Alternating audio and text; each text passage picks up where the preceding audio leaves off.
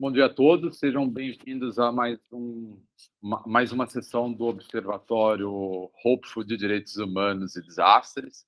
Hoje nós temos um convidado especial que em breve vai se apresentar, que vai nos ajudar a refletir o tema que nós vamos estar desenvolvendo hoje. Eu sou responsável pela Hopeful Brasil, uma startup no Tecnopuc, que trabalha para que indivíduos e instituições saibam o que fazer antes, durante e depois dos desastres. Eu só vou passar uma breve, se eu não estiver apertando o botão errado, não.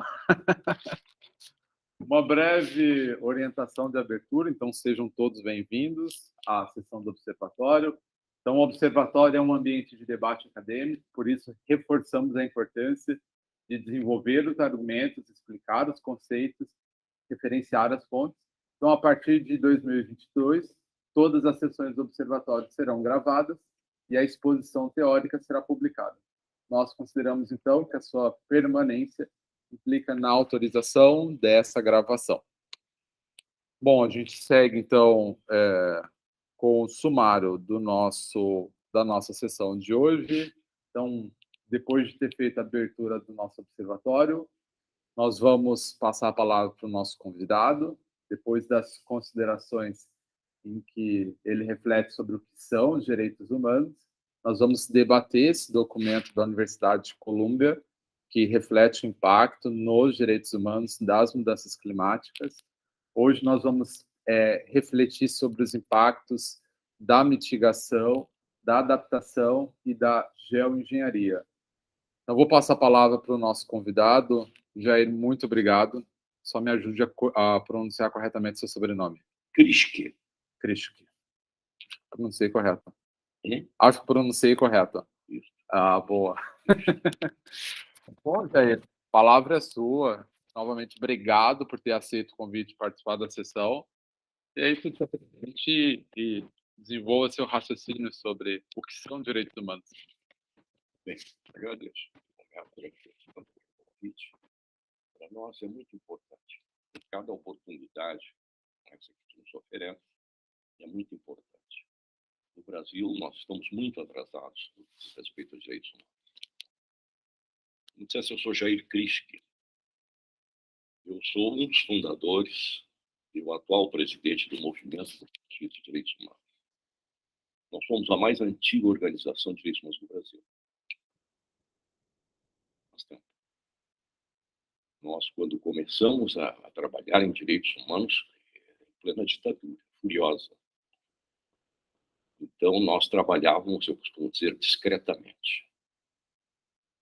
E não havia nenhuma simpatia. É fácil de entender. A ditadura não tinha a menor simpatia por nós.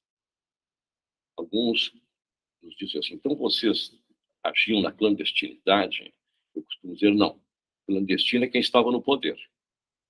Nós agíamos discretamente, porque ninguém é tolo. Então, depois, em 79,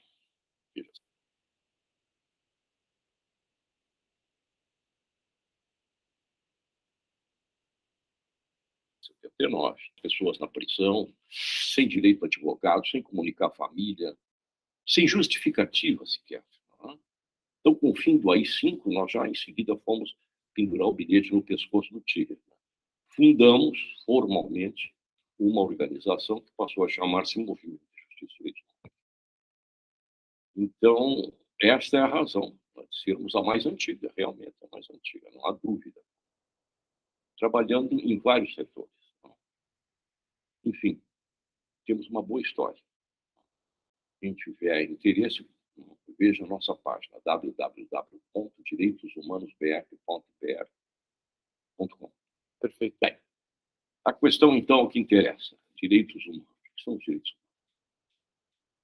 Eu vou começar com Heráclito.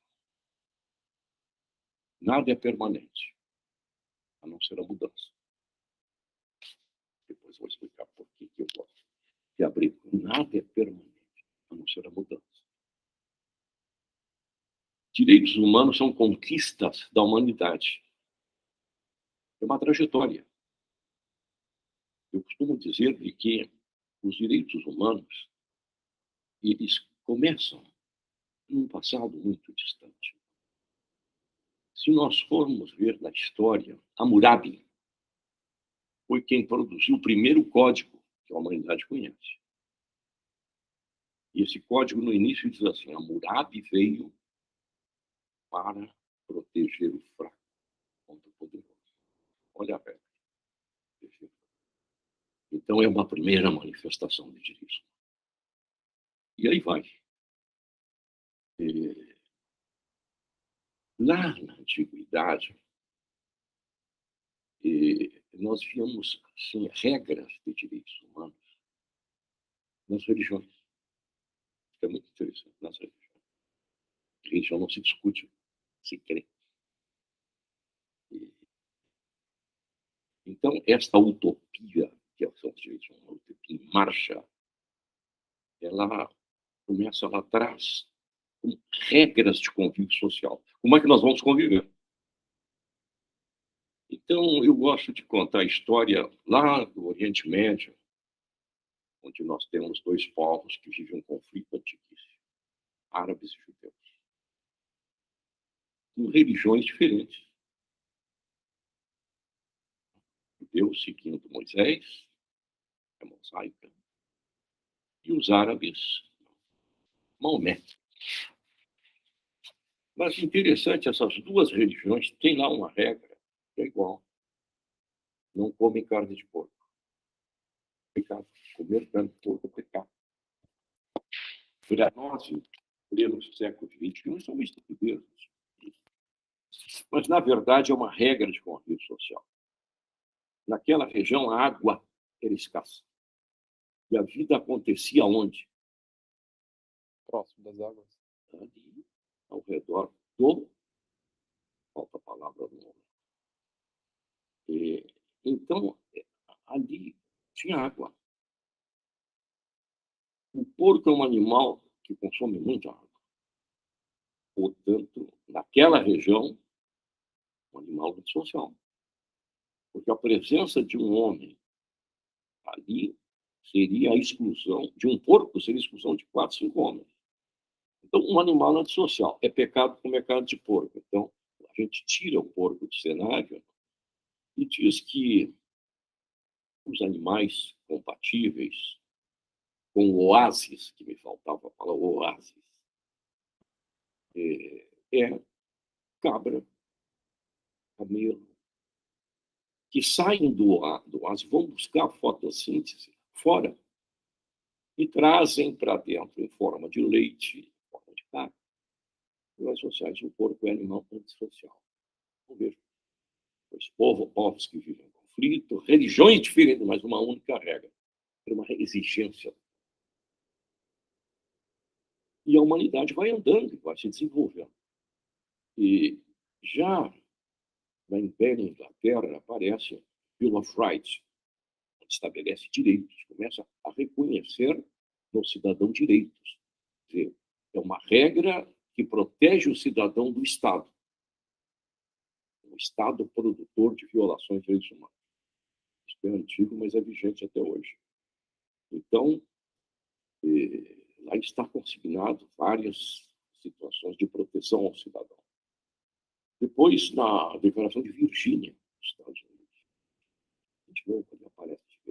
Mas vai aparecer explicitamente na Revolução Francesa, que tem a Declaração dos Direitos do Homem e do Cidadão. E se der o trabalho de ler, eu sempre recomendo, vai ver que é um produto do iluminismo clássico. E que protege, sim, os direitos. A Declaração dos Direitos da Revolução Francesa. E a humanidade vem avançando até a Segunda Grande Guerra, que produz uma tragédia, uma matança com extrema violência. E chocou, não só a velha Europa, chocou o mundo. Razão pela qual as Nações Unidas começam a trabalhar esse tema. E em 10 de dezembro de 1948 é aprovado na Assembleia Geral das Nações Unidas a Declaração Universal dos Direitos do Homem, que passou a servir como uma grande regra tema de direitos humanos no mundo. É a Declaração Universal. Mas é apenas uma declaração. Os países aderem e se comprometem a serem bonzinhos. Ela não traz uma obrigação, uma adesão. Mas nós já temos um avanço aqui na nossa região, que é a Declaração Americana de Direitos Humanos. É um pouquinho anterior, meses anterior, mas é uma declaração. Ela traz exigências. Ela pune o Estado que viola. Tanto é que o Brasil só veio aderir muito tempo depois. Então, esta é, sinteticamente, a história dos direitos humanos, que no Brasil, lamentavelmente, é muito desprestigiado. Isso foi feito de forma intencional pela ditadura. Porque sabiam os ditadores que, quando houvesse espaço, quando terminasse a ditadura, que um dia acabaria, essa gente dos direitos humanos iria cobrar deles todas as violações que cometeram. Então, dentro daquilo que se chama guerra psicológica, há muitos trabalhos sobre isso, quem tiver curiosidade, os militares brasileiros passaram a agir uma clássica guerra psicológica, contaminando toda a imprensa, especialmente. Não é de que direitos humanos só defende bandido. E, lamentavelmente, no Brasil, isso pegou. Se você for ao Uruguai, Argentina, ao Chile, direitos humanos são respeitados. Inclusive aqueles que não gostam de direitos humanos têm uma postura respeitada. No Brasil, há esta agressividade. Isso é tão grave no Brasil que um presidente da República elegeu-se com um discurso contra os direitos humanos. Isto é uma declaração de ignorância, de boçalidade. Mesmo assim, elegeu. Veja que coisa incrível esse país chamado Brasil. Então, os direitos humanos vão avançando, vão avançando. É uma utopia em marcha. E, ultimamente, aqueles que militaram direitos humanos vão se dando conta de que há setores que precisam ser olhados com mais cuidado. Inicialmente, os direitos humanos só para estudos se dividiam em 3 etapas. Direitos humanos de primeira geração, que são os direitos políticos, os direitos civis, o direito de ir e vir. Depois, segunda geração, os direitos econômicos, sociais e culturais. Inclusive, há depois uma convenção muitíssimo boa que trata dessa matéria, que o Brasil aderiu, especialmente para dar vigência àquele artigo da Declaração que diz assim: todo homem nasce igual em dignidade e direitos. Então, os direitos são econômicos, sociais e culturais. E aí vem aquilo que está se trabalhando, isso podemos que se está trabalhando há 30 anos, quase 30 anos. E são os direitos de quarta geração, de terceira e quarta geração. Direito ao meio ambiente, ao meio ambiente saudável. Isso que está sendo desenvolvido. Junto com isso, a questão dos indígenas. Porque eles têm direito à língua. E não, isso não é respeitado. Quantas línguas indígenas no Brasil já foram extintas? Nem temos bem claro quantas. O direito à sua cultura, à sua religiosidade, vem se trabalhando isso. Mas, de repente, aquilo que sempre foi a questão dos direitos humanos, filosoficamente, ela era examinada a partir do ser humano, do homem, como centro de todo o pensamento e do desenvolvimento desse pensamento. Mas começamos a nos dar conta de que nós precisamos olhar mais claramente ao redor. E se começou a trabalhar direitos humanos como algo que deve ser pensado de forma biocêntrica, a vida. A vida onde o homem está junto, claro, faz parte. Mas de todo ser vivo. Inclusive dando direitos. a uma floresta. Sujeito de direitos, uma floresta, um rio, como forma de avançar nesta utopia. Isso é tão interessante que a última Constituição do Equador já contempla a natureza como sujeito de direitos. E é uma discussão que está avançando. E nós, no Movimento de Justiça e Direitos Humanos, ano passado, promovemos um seminário internacional sobre a matéria. Por quê? Porque nós temos que preparar os nossos militantes. Militantes de direitos humanos e ambientalistas. Porque o bicho-homem, interferindo na natureza, tem produzido desastres. Mas, especialmente, e esse documento da Universidade de Colômbia contempla, que é muito importante, para os direitos humanos, são especialmente essas megas infraestruturas construídas no mundo. As grandes represas, por exemplo, traz alterações no clima, traz alterações. E aí vai as grandes criações de gado extensivas, imensas, especialmente no Brasil, que alteram o meio ambiente. A retirada de água dos aquíferos de forma descontrolada, que não só retira, como contamina, são duas ações. E nós sabemos, por exemplo, que a água, este bem precioso, ela cada vez é menos. Ela já é uma mercadoria. Já é uma mercadoria preciosa, inclusive, vendida a um bom preço. Posso só adicionar uma informação? Claro que sim. Na sessão passada do Observatório, debatendo o capítulo 2 desse documento, ele destaca que no cenário de mudanças climáticas que o IPCC desenha, ele começa falando do impacto sobre os recursos hídricos, dizendo que nós vamos ter uma redução olha que curioso, para quem está nos acompanhando, vai ter um impacto sobre, vai criar um ambiente competitivo sobre os recursos hídricos. Competitivo por quê? Porque tu vai ter a demanda da indústria, tu vai ter a demanda da agricultura e tu vai ter a demanda de consumo humano. E aí, como é que tu vai garantir para as pessoas isso nesse ambiente? Então, é uma das discussões. Peço perdão, só quis adicionar essa informação. Porque é isso que se trata. É isso que se trata.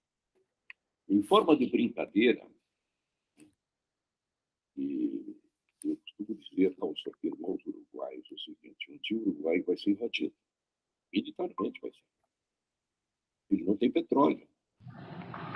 É a grande motivação para as invasões. Não tem petróleo. Mas tem um aquífero. Então, esta preciosidade que é a água vai ser objeto de militar, de força. É um bem fundamental do nosso corpo. Água em que proporção. Veja, é fundamental. E nós estamos malbaratando esse bem, que é da humanidade. Não é de um país. O aquífero Guarani passa pelo Brasil, vai para o Uruguai, pega um pouquinho do Paraguai. Então, ele não é de um país, ele é da humanidade. Isso precisa ser discutido. Então, essa nova questão que se apresenta para os direitos humanos, porque os desastres produzidos por essa intervenção, elas atingem a humanidade, especialmente os mais frágeis.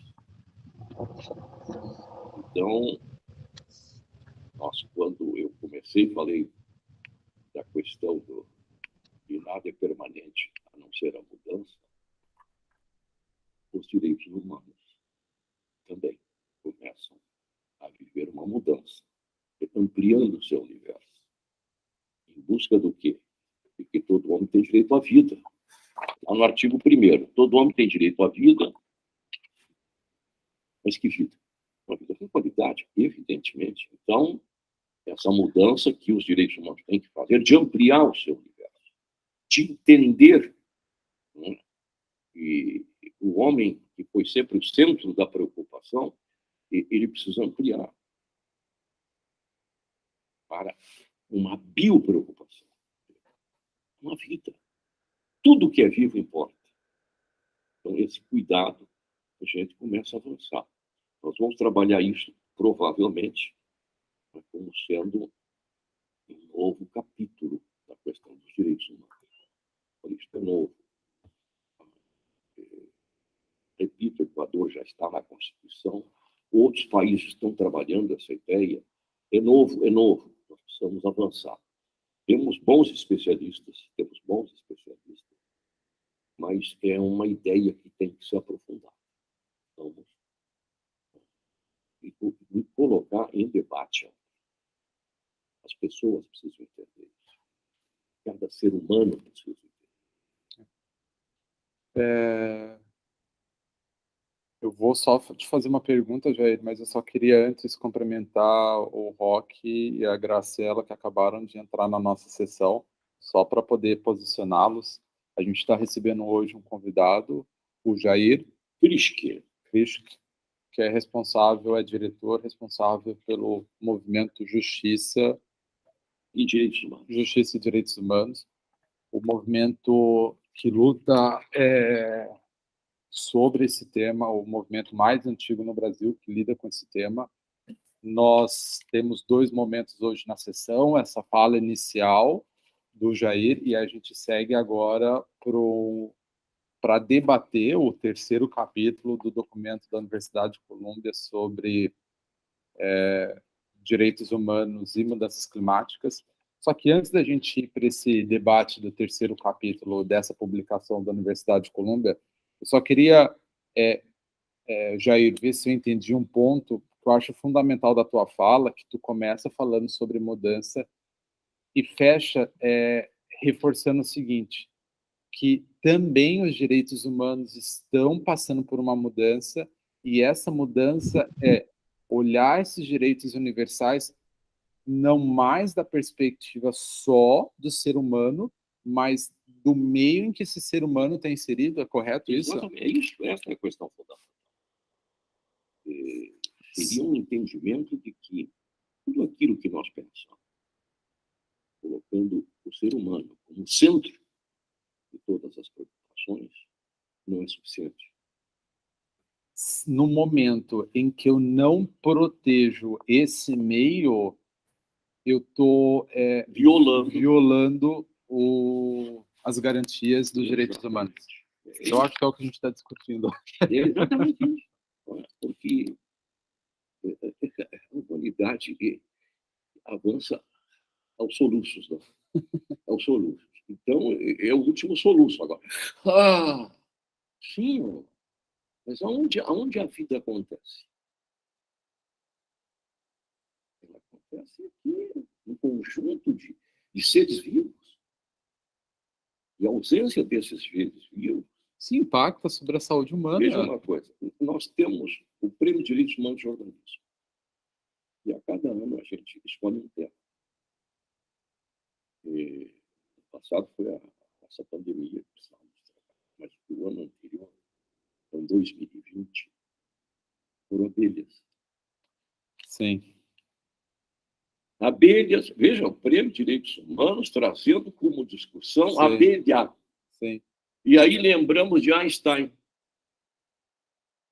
que lá na década de 20 do século passado, olha, dizia, o dia que as abelhas desaparecerem, a humanidade tem mais 2 anos de vida. A Hopeful já realiza 2 ou 3 anos um evento para discutir as abelhas, porque elas são responsáveis por 1/3 do que toda a humanidade consome de alimentos. 1/3. São elas as responsáveis pela polinização desses tipos de alimento. Bom, é o que tu acabou de dizer. Antes da gente avançar para a discussão do capítulo, eu não sei se quem está aqui nos ouvindo quer fazer alguma consideração sobre o que a gente debateu até agora, alguma fala. Álvaro, Roque, Graciela, se querem fazer alguma consideração, senão a gente pode ir tocando para frente.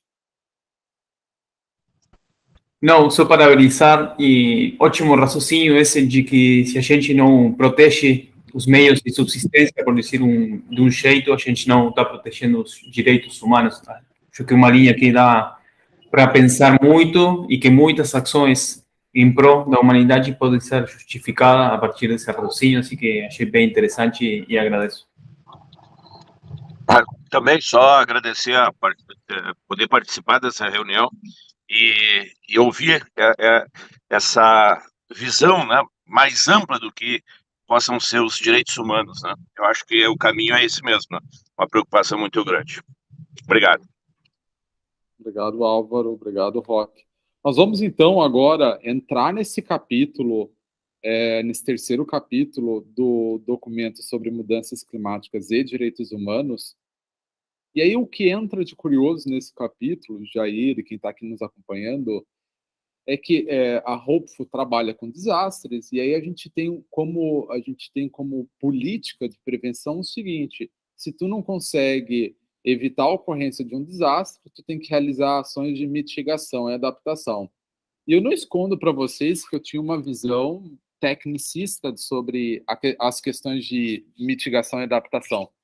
E esse documento, ele faz uma crítica muito curiosa sobre isso, que ele diz: a gente pode estar falando, vamos tomar atitudes para reduzir a emissão de gases poluentes, vamos tomar ações, só que ele vai chamar a atenção que essas ações que vão ser justificadas para reduzir o impacto das mudanças climáticas podem ser responsáveis por violações de direitos humanos.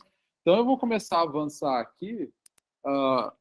Deixa eu só torcer um pouquinho o pescoço. Aqui, vamos lá. Perdão, estou avançando para frente. A introdução do documento, ele destaca o seguinte, então.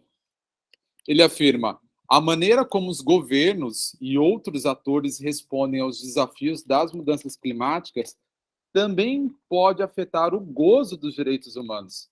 Isso vale para as ações empreendidas para mitigar as emissões de gases do efeito estufa, que contribuem para as mudanças climáticas, bem como para os projetos de adaptação aos impactos das mudanças climáticas.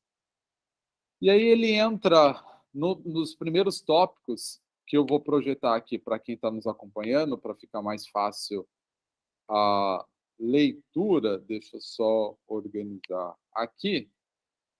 Então, vamos lá. Isso, para quem está nos assistindo ficar melhor, visualizar melhor o tópico que nós vamos entrar agora, que é o da mitigação. E aí é o seguinte, o que eu vou propor para vocês? Eu vou ler o trecho e aí jogo para a gente ir conversando sobre esse tema. Mitigação. Quais são os efeitos da mitigação nos direitos humanos? E aí o documento coloca: existem inúmeros exemplos de como certos tipos de projetos de mitigação realizados para reduzir ou sequestrar as emissões de gases do efeito estufa, e aí entra o destaque que eu faço, podem afetar negativamente os direitos de determinados grupos. As violações mais flagrantes ocorrem no contexto de... E aí eu acho que aqui a gente pode ir conversando sobre os dois destaques. Projetos hidrelétricos. Muitas vezes levam deslocamento de pessoas locais e a destruição de ecossistemas, dos quais dependem, e também podem prejudicar a saúde e os meios de subsistência das pessoas que vivem a jusante do projeto, reduzindo os fluxos do rio. O mais claro exemplo, Belo Monte. Belo Monte é um exemplo claro, né? Porque não respeitou absolutamente aqueles povos que viviam ali, tanto indígenas como os povos tradicionais, e inundou a área toda com promessas de reassentá-los. Os reassentamentos não estão ainda concluídos, depois de todos estes anos. Isso produziu uma alteração no meio ambiente incrível, porque, por exemplo, os peixes que migravam Com a represa, eles não conseguem mais fazer a Piracema. Não conseguem continuar subindo o rio. Então, já temos algumas espécies que estão desaparecendo. A vida dos pescadores que tinham a sua renda precária ali, você foi também. Então, Belo Monte é o mais típico exemplo de como essa intervenção viola os direitos humanos. Não tem a menor dúvida. Mais do que isso, serviu para uma imensa corrupção. Foi um dos episódios da corrupção brasileira mais graves. Uma jornalista nossa, gaúcha, chamada Eliane Brum, que produziu textos excelentes, mostrando essa tragédia que atingiu milhares de pessoas. Então, claro que sim, claro que sim. Não, e Jair, para quem está nos acompanhando, vocês podem, por favor, interagir. Eu realmente, não vou esconder que foi um dos capítulos que mais me surpreenderam nesse documento, que o mundo faz uma discussão energética hoje, a Europa faz uma discussão energética, claro, provocado pela guerra na Ucrânia, que é a questão dos gases. A Alemanha tem feito uma discussão sobre as suas usinas nucleares. Então, está no centro do mundo essa discussão energética. O Brasil já tem uma longa tradição sobre as hidrelétricas, o que sempre foi levado para esses órgãos internacionais como uma iniciativa de redução de emissões de gases poluentes, mas o documento vai discutir pelo contrário, vai falar assim, olha, projetos de mitigação dessas emissões estão sendo responsáveis por violação de direitos humanos, que é o exemplo que tu acabou de mencionar. Esse é clássico. Quem tem interesse, por favor, se entrar na internet, vai encontrar muita informação. Foi uma grande tragédia naquela região, produzida, inclusive, por uma iniciativa governamental.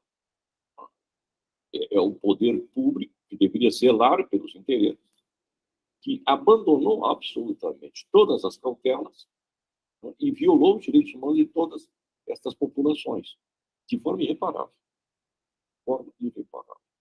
Há outras situações que eu vou dizer muito mais palpite, qualquer outra coisa. A questão aqui de Itaipu. Esse grande lago foi formado para bem funcionar a nossa hidrelétrica, naquela época a maior do mundo. Festejávamos isso. Mas aquela grande concentração de água, aquele grande espelho d'água, produziu alterações climáticas. Eu não tenho dados, mas produziu. O clima na região começou a ser alterado. Porque produz. É inevitável. Isso deve ser estudado, deve ser pensado. Mas o pior de tudo é que, quando há essas ações, com esta promessa, olha, uma hidrelétrica não vão diminuir, mas assim, sensivelmente, todas as emanações. Maravilhoso, é verdade, no princípio, sim, é verdade. Mas, em decorrência, o que vai acontecer? Não se fala sobre isso. Eu imagino que, claro, que os técnicos que estão ali envolvidos sabem perfeitamente. Omitem, o que é muito grave. E tantas outras. A hidrelétrica é um grande exemplo que a gente pode, no Brasil, especialmente falar. Nós vamos entrar num próximo exemplo. Eu não sei quem está aqui nos acompanhando quer fazer algum comentário sobre esse destaque que o capítulo faz de mitigação da emissão dos gases de efeito estufa sendo responsáveis por violações de direitos humanos. Não sei se alguém quer fazer algum comentário, algum destaque. Bom, então eu vou tocar para o próximo destaque. Perdão, acho perfeito, Graça. Vamos lá. Próximo ponto é ainda dentro dos efeitos de mitigação que o documento ele vai destacar, e aí eu acho que é um aspecto curioso também, que é o de políticas e projetos de biocombustíveis. E curiosamente, deixa eu só colocar aqui isso. E curiosamente, esse documento da Universidade de Colômbia cita o caso do Brasil, e cita Piracicaba, eu sou de Ribeirão Preto, interior de São Paulo, Piracicaba é próximo. Ele cita o exemplo de uma da indústria canavieira ali de Piracicaba e da minha região. Então ele coloca o seguinte: políticas e projetos de biocombustíveis que podem contribuir, olha que impressionante, contribuir para a escassez de alimentos e choques de preço, estresse e escassez adicionais de água, desmatamento generalizado e deslocamento de povos indígenas e pequenos agricultores por meio de aquisições de terra. É verdade. E veja aí, esse projeto, ele acabou produzindo algo absolutamente grandioso. Na história do Brasil, os canaviais estavam no Nordeste. Lá no Nordeste. Agora estão falando de São Paulo. Todo o interior de São Paulo, praticamente. Mudou. Veja, mudou. Então, grandes extensões de terra utilizadas para o plantio de cana e produção de biocombustível. Eu até presto uma homenagem a José Lutzenberger, primeiro e grande ecologista. Quando começou este projeto no Brasil, o Lutzenberger ficava alucinado. Mas, em vez de plantar comida, vamos plantar combustível, ou se poderia obter biocombustível através da pirólise. Iniciando de cana, até de capim, até do mais humilde capinzinho. Usando a pirólise, poderíamos produzir combustível tranquilamente. Então, o Zé Lutzenberger fica virado.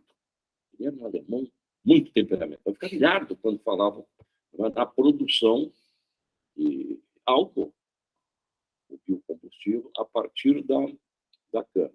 Mas não é só isso. Aqui no Rio Grande do Sul, nós produzíamos biodiesel a partir da soja. Então, há uma série de barbaridades que estão sendo feitas em nome de salvar o meio ambiente. E a proposta, vamos salvar o meio ambiente. Então, vamos usar biocombustível que é menos poluente. É verdade? É verdade. Mas nós temos que nos preocupar com a alimentação das pessoas, em primeiríssimo lugar, do que movimentar veículos. É a sobrevivência das pessoas. Então, aí se inverte valores. E, de novo, são os humildes os que mais perdem. Porque nesse documento da Universidade de Colômbia, eles também chamam a atenção para essa questão dos preços. Você, quando começa a utilizar produtos agrícolas para produzir combustível e não alimentos, a demanda determina o aumento do preço. Veja, nesse caso dos canaviais de São Paulo, há sempre uma luta. Os empresários zelosos dos seus ganhos. É assim que funciona. Então, quando o preço do álcool não é muito atrativo, produzir açúcar. E inverte também, quando o açúcar não tem um preço muito... Gente, não pode ser assim. Esse não pode ser o critério. Nós temos que defender o meio ambiente, ter cuidado, mas em termos de o sujeito estava se afogando. Então, as pessoas salvaram, trouxeram para a margem. Quando chega um desavisado e vê o sujeito ali desacordado, faz uma recomendação, dá água para ele. Ele estava se afogando, velho. Dá água para ele. E, geralmente, nesses projetos, querem dar água para o afogado. Vão terminar de matar. É essa a questão. O equívoco. É curioso isso, e eu novamente reforço o quanto me surpreendeu esse capítulo, porque até agora a gente mencionou duas políticas que realmente são favoráveis à redução dos impactos das mudanças climáticas. Até aí, aparentemente, é lindo, né? Porque aí tu passa a ter energias produzidas por hidrelétricas, tu reduz o combustível fóssil por biocombustível, até aí a gente está falando de lido que está dentro do jogo que se espera. E existe uma subcamada com relação a essas ações que são tão graves quanto as próprias emissões, que são essas violações. Perdão. É engraçado, assim, lendo esse trecho, literalmente eu vou fazendo uma revisão mental do que eu assisti no interior de São Paulo. O Ribeirão Preto era chamada Terra do Café. Tinha uma cultura do café muito forte. E tu vê que toda a região ela teve um impacto sobre o clima da cidade, porque ela realmente ela foi desflorestada, a cidade. E toda a cultura que existe hoje, eu brinco dizendo que se tem um quintal de casa que tem 10 metros quadrados, estão plantando cana. Até o degrau da porta da casa. E é impressionante isso. E como a gente começou a falar sobre isso, a questão da escassez da água. Ribeirão Preto, aquela região, ela fica debaixo, tem o aquífero Guarani. O aquífero Guarani. Que tem sido já usado. está sendo utilizado. A água que abastece aquela região é do aquífero Guarani.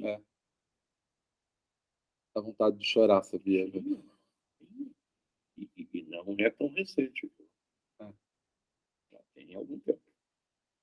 Antes da gente avançar para o próximo tópico, eu só quero fazer uma problematização para ti, para quem está nos acompanhando.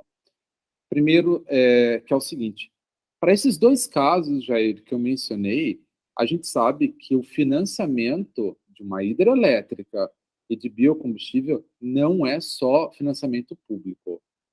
Os empresários eles não buscam só no setor privado financiamento para essas obras. Eles vão receber financiamento, por exemplo, do BNDES, que é um banco público. Essas instituições financeiras, elas não são também corresponsáveis por isso? Inclusive, o BNDES, especialmente, sim, é o banco mais financia esse tipo de obras. É o mais financia.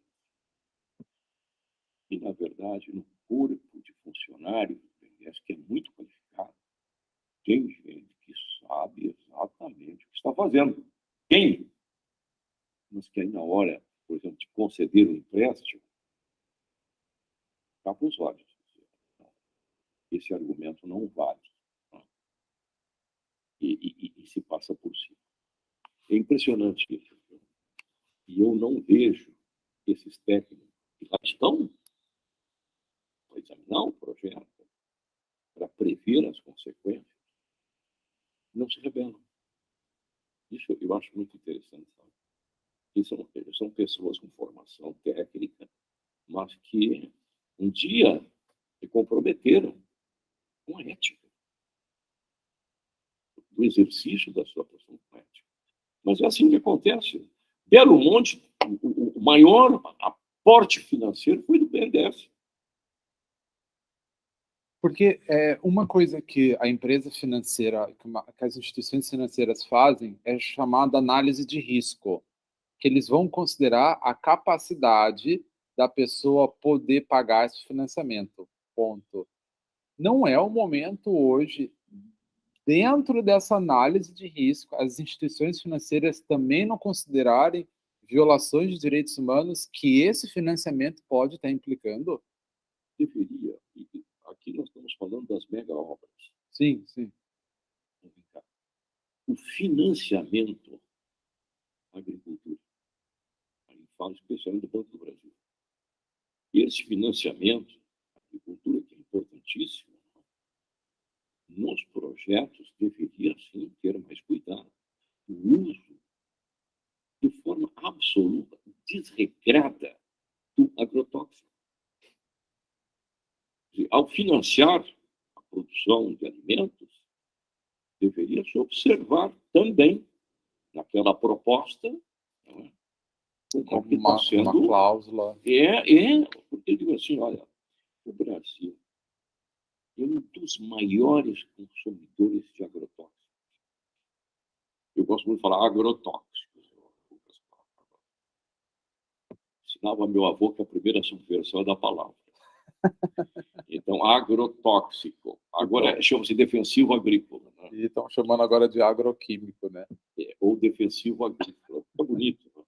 Mas esses projetos de financiamento, que pode ser até de um humilde produtor rural, até um mega produtor rural, deveria, sim, ser examinada a repercussão.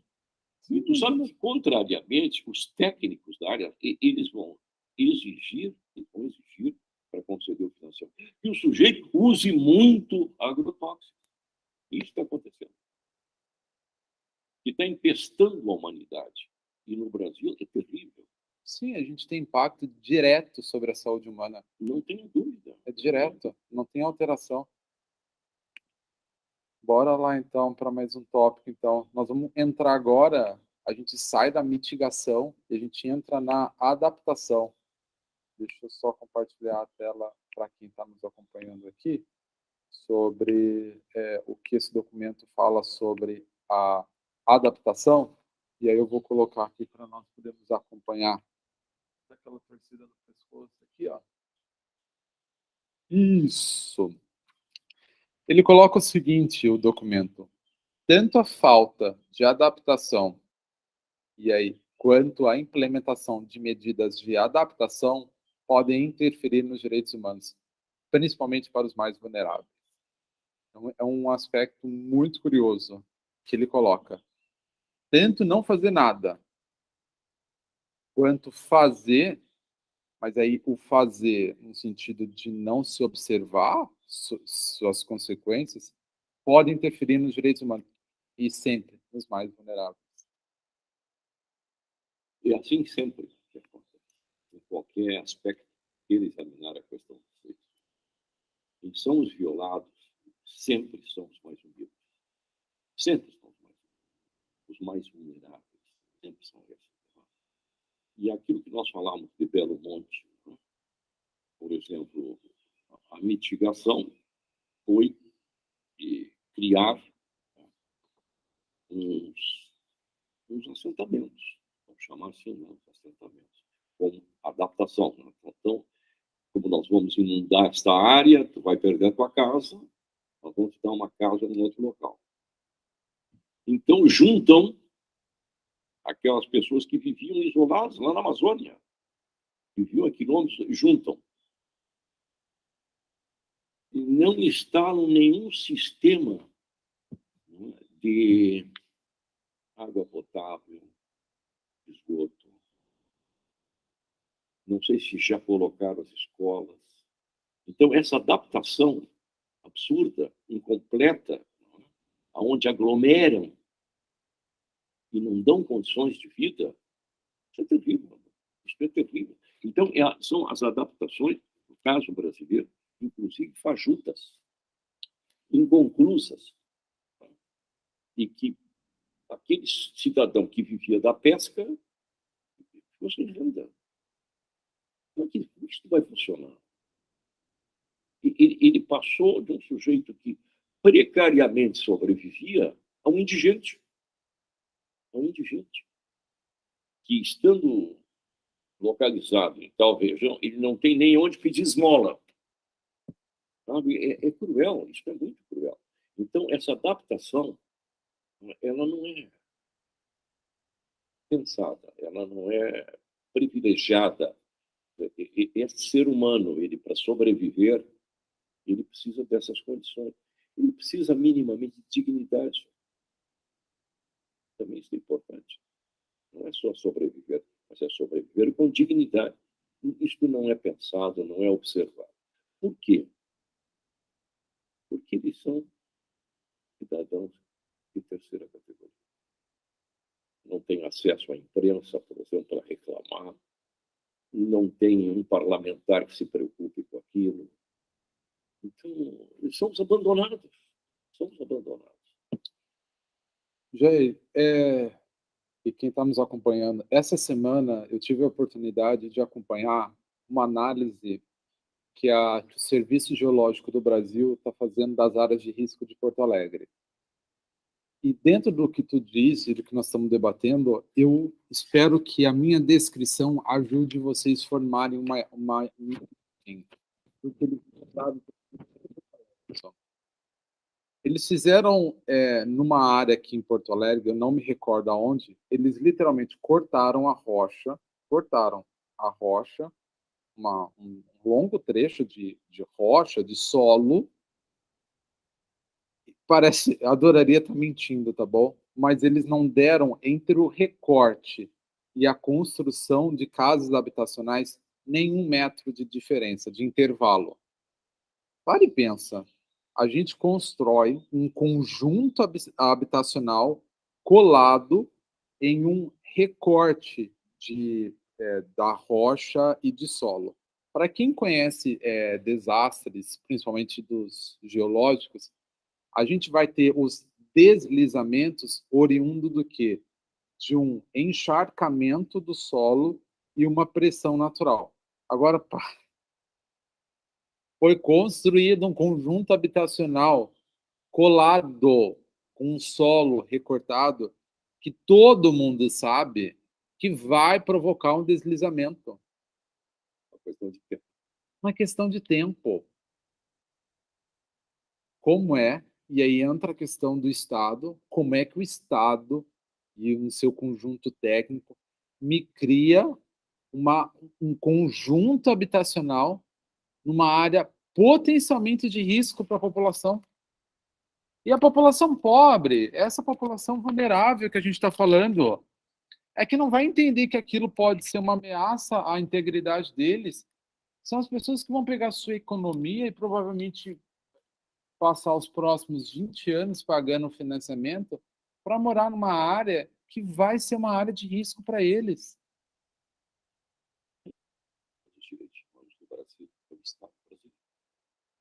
Nas mais variadas formas. Quando eu falo Estado brasileiro, eu falo município, o Estado federado, eu falo União Federal.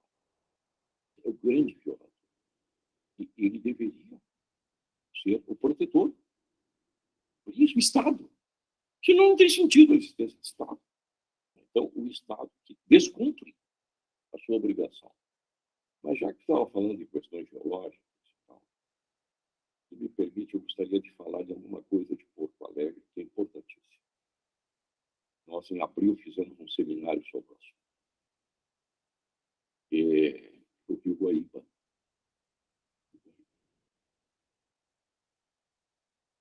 Veja, coisa terrível. Nesses últimos tempos, passaram a chamar de Lago Guaíba. Isso, Lago Guaíba.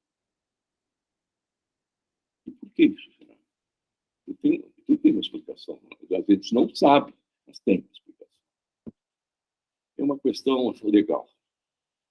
O nosso seminário chamava assim, o Guaíba à margem da lei. Esse era o título do seminário. O Guaíba à margem da lei.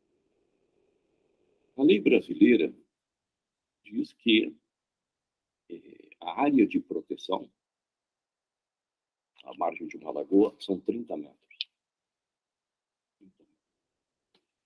De rio, o curso d'água, 500 metros. Então, o Guaíba passa a se chamar lago para que a especulação imobiliária possa agir nesta área. O que você acha? Jair, sabe o que eu acho curioso do ser humano? E isso eu estou rindo de ironia, por favor. O ser humano é campeão no auto-engano, tá bom? Porque é o seguinte, a gente sabe que toda a região da orla ali do estádio do Inter foi uma região aterrada. Ali, eu acho que qualquer bom geólogo vai classificar aquela área vai classificar como uma planície de inundação. O que é? É uma área, uma depressão em que naturalmente a água vai assumir o seu leito. Tu imagina com os cenários que nós não, o IPCC tem construído sobre a elevação do nível dos oceanos e o impacto sobre as regiões costeiras, eu acho que aquela região não vai sofrer de inundação? Olha, a estrela do nosso seminário foi o professor Carlos Nobre. Só o Carlos Nobre. Agora agraciado lá na Inglaterra, o Carlos Nobre. Ele há mais tempo escreveu um artigo assim: se a temperatura aumentar 2 graus mais, o Guaíba vai se transformar em mar. Olha vai mar o Guaíba. Quer dizer, ao invés de despachar as águas, vai inverter. Então, realmente... Mas, Jair, foi um exemplo nítido disso é o Muro da Mauá. O Muro da Mauá foi construído para ser uma contenção física da água que vinha. Agora, tu imagina, eu falo isso, óbvio, claro que lamentando, mas e aí eu destaco o ser humano entrar num processo de auto-engano, porque tu vai fazer o investimento imobiliário, especulativo, financeiro, para algo que, com certeza, em 20, 30 anos, vai te gerar dano. O que eu estou só fazendo esse destaque? Que é impressionante como, quando o setor financeiro ou o setor imobiliário avança nessa especulação, o quanto ele não considera questão financeira, que ele vai ter perdas nesse sentido. Não é só... Se eles só conseguem olhar para uma decisão dessa a partir de dinheiro, ainda assim, nessa perspectiva, é uma decisão muito equivocada, quanto mais considerar outros elementos. Nessa questão, se tu olhares, porque a iniciativa privada visa lucro. Sim. Mas só que ela privatiza o lucro e socializa o prejuízo. A regra é essa. Privatiza o lucro e socializa o prejuízo. Há um empreendimento que viola esta lei que está sendo levado a efeito agora, ali nos arredores do hipódromo. Aquela região toda foi recentemente, eu digo, nos últimos 10, 15 anos, objeto de um investimento pesado do poder público, através de empréstimo com o Banco Americano de Desenvolvimento Econômico. É um empréstimo que o município fez grande para sanear aquela área, para retirar aquelas favelas que tinham ali, ordinárias dos cavalariços do Ipó, então foram retirados, foram realocados. Tudo isso com dinheiro público, e muito bem feito. E quando toda aquela área ficou saneada, agora vem o empreendimento imobiliário. E veja como é interessante isso. Então, já está tudo preparado, a infraestrutura pública está feita, chega, então, a especulação imobiliária e tal, violando a lei que alcança os tais de 500 metros. Isso que eu estou falando agora é tão grave que o Movimento de Justiça e Direitos Humanos, a AGAPAN e o INGAS, tem preocupações comigo, nós ajuizamos uma ação na Justiça Federal. Fale sobre isso. Pedindo que fosse intimado a FUNAI, por exemplo, porque há, sim, populações indígenas nesse litoral, e os órgãos ambientalistas do Estado, da Prefeitura do Estado, se pronunciem, que as Forças Armadas se pronunciem. E por que isso? Porque o Exército tem um setor de cartografia, a Marinha cuida dos cursos hídricos, enfim, tem que se pronunciem. É um curso d'água. É um curso d'água. Nessa ação, nós aportamos estudos fantásticos, feitos por os professores da URGS, que hoje, por sorte, tem equipamentos muitíssimo modernos, que puderam medir, por exemplo, o Guaíba renova toda a sua água de 9 dias e meio e 9 dias e meio. Toda a sua água. E parece que lá não faz isso. A velocidade da água está registrada, a quantidade de elementos que são transportados, o avião que é transportado. Então, todo esse estudo científico, a gente está fazendo participação na justiça federal. Então, vamos ver o que se diz. Mas porque você vê que a imprensa não tocou no assunto. A imprensa convidada a participar lá do seminário não se fez presente. Porque não interessa. Porque estas empresas da especulação imobiliária são grandes patrocinadoras. Verbas importantes de publicidade. Então, não se publicita. Eu vou avançar aqui, Jair, mas tem um estudioso de desastre que ele diz assim que desastre tem sua historicidade. Tem sempre algum momento que nós damos o start para a sua ocorrência. Sempre. E é verdade. Ainda falando sobre adaptação,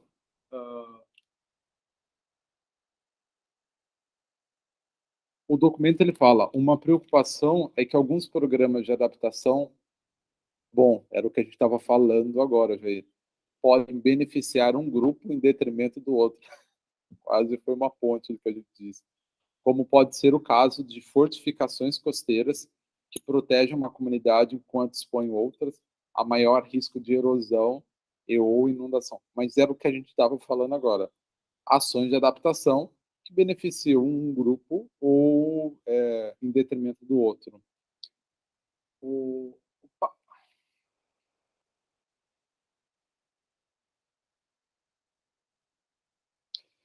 Existe também um risco de que as medidas de adaptação sejam tomadas, e aí eu quero avançar, quero me aprofundar um pouco mais nesse debate contigo e quem está nos acompanhando. Quem está nos acompanhando, se quiser fazer alguma consideração, quiser falar alguma coisa, por favor, sintam-se à vontade para vocês estarem fazendo essa partilha. Mas esse ponto eu queria te ouvir, que ele destaca. Existe também o risco de que as medidas de adaptação sejam tomadas sem a necessária consulta pública e possam resultar em resultados, enfim, que afetem negativamente as próprias pessoas que pretendem proteger. Não se faz mais consulta pública, né?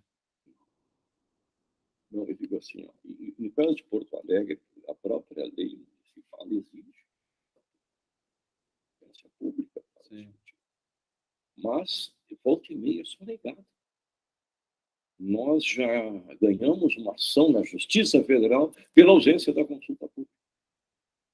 Fizemos retroceder todo o processo. Por o município não ter chamado a audiência. Então, nós precisamos, sim, as pessoas precisam ser ouvidas. Precisam ser esclarecidas e precisam ser ouvidas. Porque é o bem público. O bem público é de todos, não é de alguns. Evidentemente que os mais privilegiados sempre têm mais acesso aos que estão eventualmente no poder, o executivo, o legislativo, tem mais acesso. Então, são capazes de organizar a sonegação da consulta pública. Ou de, se acontecer a consulta pública, tentar conduzi-la de forma equivocada, com algumas tecnicidades que não são verdadeiras, que é por enganação, mas que é fundamental. Sim, claro que é fundamental. A população tem que ser ouvida. Mas eu vejo, nesses últimos anos no Brasil, nós estamos vivendo algo grave. A desarticulação da sociedade civil. A sociedade civil brasileira acabou perdendo a capacidade convocatória. Veja os sindicatos. Os sindicatos no Brasil perderam a capacidade convocatória. Chega a ser ridículo. E aí você vê associações de moradores, que um dia já foram muito fortes, já não tem mais muita significação. Então, eu diria assim, não vou falar de partidos políticos que deveriam representar a sociedade, os vários segmentos, com as suas várias opções ideológicas e temáticas. já não tem também muito significado. Perderam a capilaridade. Mas a sociedade civil toda, no Brasil, olha, ela está desorganizadíssima e precisaria retomar. E eu não sei, há um episódio que sempre me chamou muito a atenção e que acho que não foi devidamente estudado, é a questão daquelas manifestações lá no passado. E as ruas do Brasil se manifestaram, gente jovem especialmente. Eu lembro que, na ocasião, eles não admitiam a presença de partidos políticos. Nem bandeira de partido. Não. Eu lembro que um jornalista me pediu opinião sobre isso. Eu disse, olha, quem não gosta de partido político é ditadura. Se os partidos políticos não estão cumprindo com o seu papel, e não estão cumprindo com o seu papel, é uma coisa. Mas eles são um mecanismo necessário para a expressão da vontade popular. E tu vê que depois daqueles episódios que encheram as ruas do Brasil, a sociedade desapareceu. É um fenômeno. E aí eu cobro da academia. Eu acho que a academia no Brasil está em dívida com o seu povo. Porque é ela que tem condições, é ela que tem os cérebros, é ela que tem os equipamentos, tem os espaços físicos para desenvolver esses estudos. E é uma questão sociológica que ficou irresolvida no Brasil. Porque depois daquelas manifestações, você não lembra, começou pela passagem de ônibus. Em São Paulo. Lembra? Começou em Porto Alegre. Mas Porto Alegre não é o centro do mundo, evidentemente. Aí passa para São Paulo, Rio. Foi aqui. Eu lembro porque foi ali de frente à prefeitura municipal. Que botaram um spray vermelho ali, a prefeitura e tal. Mas ali começou a passagem do ônibus. E isso se espalhou pelo Brasil todo. Depois murchou. Desapareceu. E a capacidade de mobilização, você foi junto, pelo ralo da pia. E sabe, isso deve ser matéria de estudo. Não? Porque essa consulta pública, eu vou lembrar de um episódio. Era prefeito de Porto Alegre, Olívio Dutra, que está aí vivo e são. Ele, prefeito, que estabelece uma discussão na cidade, porque estava sendo inaugurado o shopping Praia Belas, e necessitaria uma ponte, para duplicar uma ponte, e havia ali, na beira do Riacho Ipiranga, um pé de uma árvore nossa gaúcha, que não me ocorre o nome agora. Então, a discussão, assim, como é que eu vou fazer? E aí a árvore e tal. E eu passei a recomendar uma audiência pública. Vamos escutar a opinião pública, o que eles acham. E o Olívio convocou uma audiência pública. No inverno. Eu costumo sair do escritório sempre tarde, 10 da noite, 10h30 da noite. Eu gosto de trabalhar à noite. E eu saio do escritório e me cruzo com o Olívio, que vem da audiência pública. Como é que foi, Olívio, a audiência pública? Muito bom, foram umas 200 pessoas. Eu digo, sim, aí, não, eles privilegiaram lá, de que duplique, mas que a árvore seja removida para um outro local. Ótimo. Aí eu apontei para ele, crianças dormindo na rua Andrade Neves. Pois é, tia.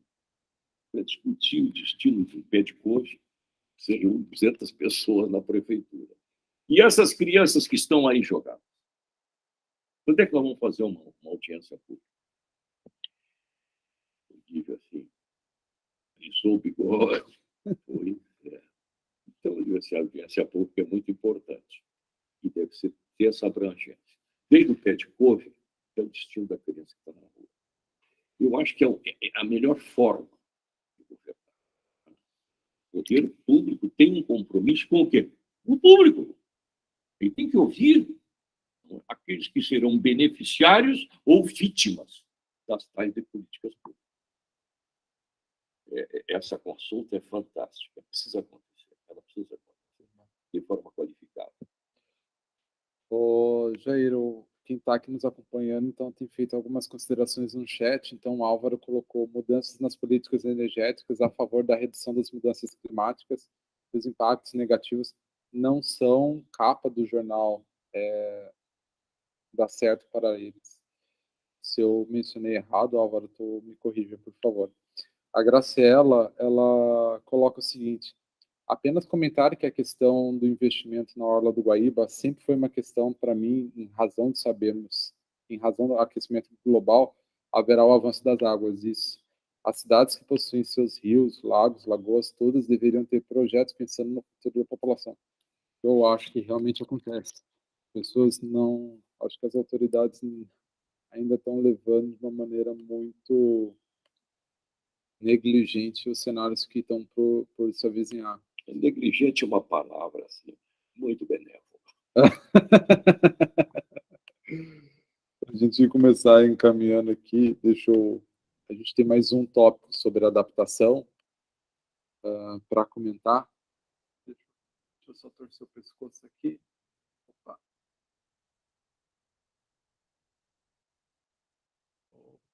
Opa. Isso. Existe o risco de violações dos direitos humanos no contexto de programas de realocação e reassentamento, e uma necessidade correspondente de que tais programas sejam realizados com a participação e consentimento adequados daqueles que são realocados. Isso é um baita tema, né? Realocação e reassentamento. Porque já é uma violência, de qualquer forma. Você tirar alguém de um local e levar para outro, é uma violência, ou não? Claro que é. O ser humano se apega muito ao seu ambiente. O pertencimento dele é aqui. Tirá-lo dali já é uma violência.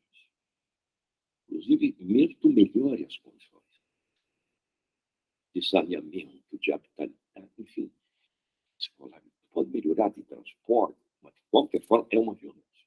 Você tirou o sujeito daquilo que no Rio Grande do Sul, da sua querência, tirou a querência, querer, já é uma violência. Volta ao caso de Belo Monte, onde você pratica violência, cometendo uma violência maior ainda, não dando as condições, o consentimento adequado. No caso do Belo Monte, as pessoas reclamavam, permanentemente reclamavam. É por isso que eu recomendo, leiam a Eliane Brum. Leiam a Eliane Brum, porque ela examinou bem a questão e ali tem vários elementos que a gente precisa ver. Porque esse consentimento, ele precisa ser bem discutido. E aí eu pergunto assim, para ser bem discutido, as vítimas não têm todas as informações. Quem vai assessorar as vítimas? Essas vítimas precisam de um assessoramento. Porque, lamentavelmente, eu volto a insistir, o grande violador dos direitos humanos do Brasil é o Estado. E se ele é o grande violador, ele vai sonegar informações. Isto é da rotina do poder público no Brasil. É a rotina. Então, o nosso trabalho do movimento de justiça e direitos humanos sempre foi de assessorar. A gente diz, olha, nós não lutamos por vocês, vamos por vocês. Assessoramos. Toda a informação necessária nós vamos buscar e aportamos. Mas é preciso, em todas as situações, de que essas populações tenham conhecimento. Tenham conhecimento. Que às vezes são conhecimentos técnicos muito sofisticados. Sim. Então, que precisa dessa assessoria. Se não, vem um encantador de serpente e vende uma ideia que não é absolutamente verdadeira. Isso acontece muito. Então, não é só convocar para a audiência pública. É fundamental, claro, mas é assessorar. A questão óbvio que a gente está falando sobre ações de adaptação, que é o caso do Belo Monte, mas eu ia mencionar o caso do rompimento da barragem Brumadinho, que destruiu várias casas e, óbvio, que compulsoriamente provocou esse reassentamento dessas populações. Inconcluso. Bem, Inconcluso. a gente ir para o nosso último tópico e já ir para a finaleira da nossa conversa, eu vou trazer um último tópico que eles trabalham, que é o da geoengenharia. E aí eu vou colocar o tópico completo e a gente vai para o debate. Ele coloca a geoengenharia refere-se à manipulação deliberada e em larga escala de sistemas naturais, por meio de medidas destinadas a prevenir ou mitigar os efeitos das mudanças climáticas, como gerenciamento de radiação solar e fertilização com ferro oceânico. Embora ainda não tenha havido nenhum teste de campo significativo da tecnologia da geoengenharia, muito menos projetos de geoengenharia em larga escala, é importante notar que tais projetos podem interferir seriamente no gozo dos direitos humanos para milhões e talvez bilhões de pessoas. E aí ele traz, por fim, como um exemplo, um estudo recente de 5 métodos potenciais de geoengenharia implantados em cenários de altas emissões de gases de efeito estufa concluiu que esses métodos podem perturbar severamente os ecossistemas oceânicos e terrestres. Um dos famosos ecologistas que morreu recentemente, autor do livro A Criação, acho que é Edward Wilson, ele fala que as ações humanas se tornaram uma força geológica de tal modo que a gente tem alterado a nossa paisagem. E aí eu queria, já para ir para a nossa finaleira, para onde tu acha que nós estamos indo com isso? Eu vou usar uma expressão dos mexicanos. E quem não sabe? E quem não sabe? E sempre que o homem mexe no ecossistema, produz efeitos. Não é verdade? Vou lembrar do José Lutzenberg, que dizia assim: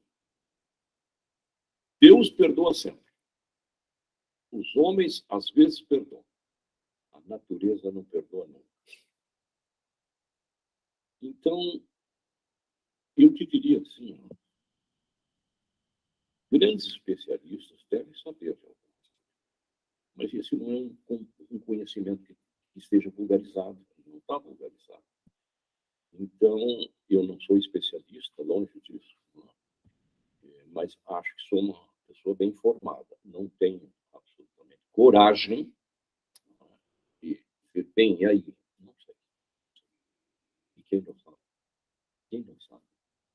Mas a natureza não perdoa nunca. Então, eu acho assim, eu ultimamente penso assim, você lembra, a geologia é algo que não era uma pauta muito interessante, nem hoje é essencial. Hoje é essencial. É uma ciência que, de repente, está colocada sobre a nossa sobrevivência. Veja que o mundo tem lá sua dinâmica, né? Às vezes até meio incompreensível, inexorável. Ela anda e vai. Então, sim, precisamos agora nos apropriar desse conhecimento. Esse conhecimento tem que ser realmente bem difundido, vulgarizado, para que as pessoas percebam exatamente do que se trata. Ainda não sabemos. E poucos sabem. E talvez, como uma ação de direitos humanos, seria vulgarização do conhecimento. Esta, para mim, é a grande resposta que se pode dar nesse momento. Vulgarizar o conhecimento. Eu tenho muita curiosidade, gostaria de ter acesso a esse conhecimento. E quando eu falo vulgarizar, é vulgarizar mesmo. Viu? Que uma das minhas críticas, por exemplo, à Declaração Universal dos Direitos do Homem é a linguagem com que ela foi Não é compreensível. Uma linguagem muito elaborada, bonita. Em alguns momentos chega a ser quase poética. Mas de difícil entendimento às vítimas das violações. Tem muita dificuldade de entender. Então, esse conhecimento ele tem que ser vulgarizado mesmo, uma linguagem acessível às pessoas, para que elas possam, numa audiência pública, se manifestar.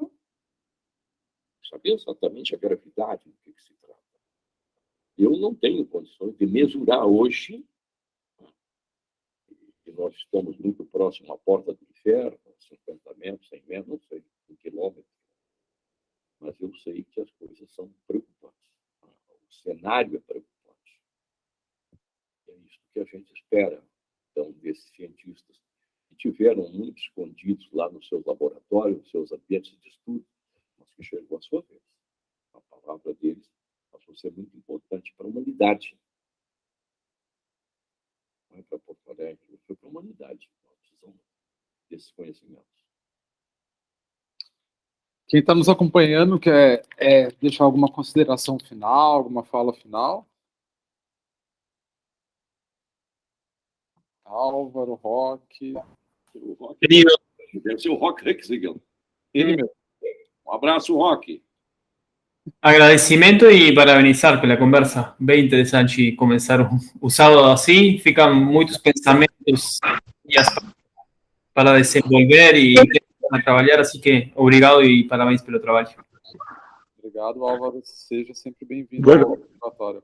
Roque? Aqui é o Roque. Eu até desliguei minha câmera porque e não participei muito, tendo em vista que eu estou na rua circulando, e aí fica prejudicado. Mas eu só gostaria de dizer que foi um belo debate, sempre é um prazer imenso e a gente aprende muito ouvindo o mestre de todos nós, aí, Jair Krisch, que muito admiro, né?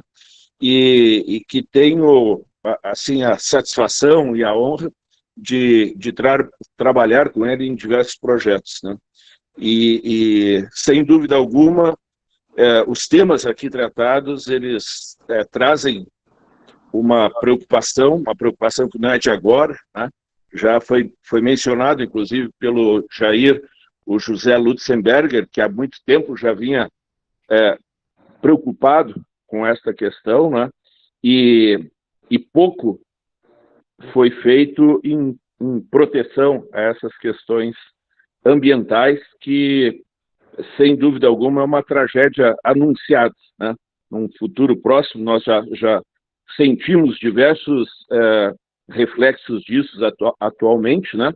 Mas, sem dúvida, consequências maiores e piores virão, né?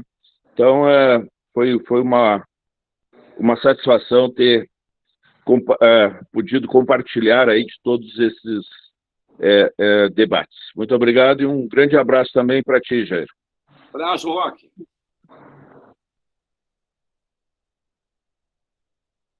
Bom, então eu quero realmente agradecer a presença de todos, dizer que nós voltamos à nossa próxima sessão no final do próximo mês, e já deixa aí o convite, velho, se quiser. Será um prazer. Vai ser um prazer tê-lo. Sim, então o convite já está feito, então o Jair já está conosco no próximo mês. Maravilha. Último sábado, na parte da manhã, a gente se encontra aqui novamente. Um ótimo sábado para todos. Jair, novamente, muito obrigado. Disponho sempre. Valeu. Um abraço, Abner. Até mais. Um abraço. E fica o convite para quem estiver em Porto Alegre, para quem quiser dar um pulo e acompanhar a sessão aqui direto do Tecno. Forte abraço. Tchau, tchau. Abraço. Obrigado, Álvaro.